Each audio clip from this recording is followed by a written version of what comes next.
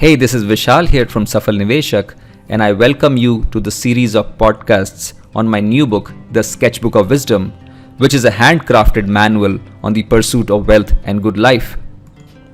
The Sketchbook of Wisdom contains 50 timeless ideas from Lord Krishna to Charlie Munger, Socrates to Warren Buffett, Lao Tzu to Nassim Taleb, and Steve Jobs to Naval Ravikant as they apply to our lives today.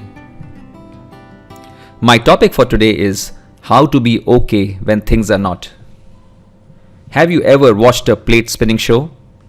There is an entertainer who spins plates balanced on sticks, and there is an assistant who is constantly throwing new plates into the mix. Now the entertainer has three options. First, he could try to catch all the plates and keep them spinning, but eventually there will be too many plates and he will fail. Second, he could try to dodge the plates, but he would be missing and breaking a few. Or third, he could learn a way to catch each plate and quickly decide whether to spin it or gently set it aside.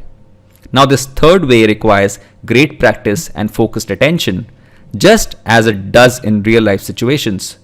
But practicing focused attention while dealing with the plates thrown at us is not something most of us do or even know how to do. One technique that helps us cultivate the presence of mind that results in calmness and composure while juggling plates or life problems is equanimity. Equanimity simply means calmness and composure, especially in a difficult situation. Every person in his or her lifetime almost constantly feels pleasure and pain by experiencing happiness and sorrow, respect and disrespect, interest and lack of interest, cold and heat, and so on. Unruffled by all these, when one tries to live in a spirit of peace with a balanced mind, one is set to practice equanimity. Indian scriptures define equanimity as samabhav, which means sameness of things, or samatvam, which means evenness of mind. And a poem from the Buddhist text Therigatha reads, "If your mind becomes firm like a rock and no longer shakes, in a world where everything is shaking, your mind will be your greatest friend and suffering will not come your way." To have a mind that is our greatest friend, that is something that most of us want. Now the mind that does not shake is a description of the mind that is equanimous.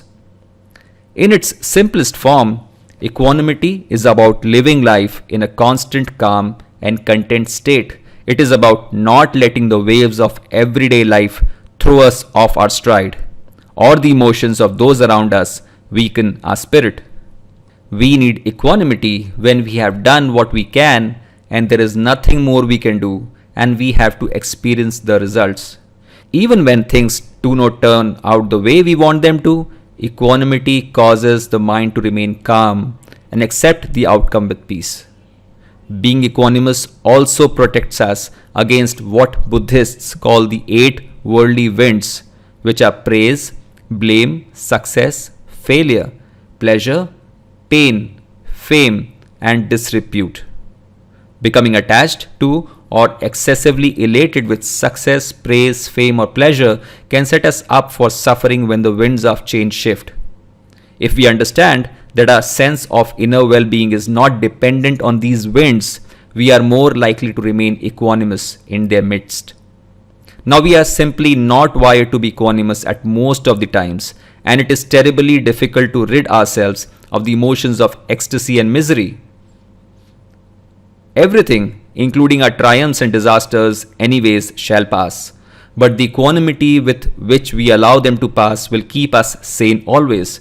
As Lord Krishna taught Arjuna, as we wade through the ocean of life, it throws up all kinds of waves that are beyond our control. If we keep struggling to eliminate negative situations, we will be unable to avoid unhappiness. But if we can learn to accept everything that comes our way with equanimity, like a master plate spinner, and without sacrificing our best efforts, that will be our true bliss. Thank you and have a nice day.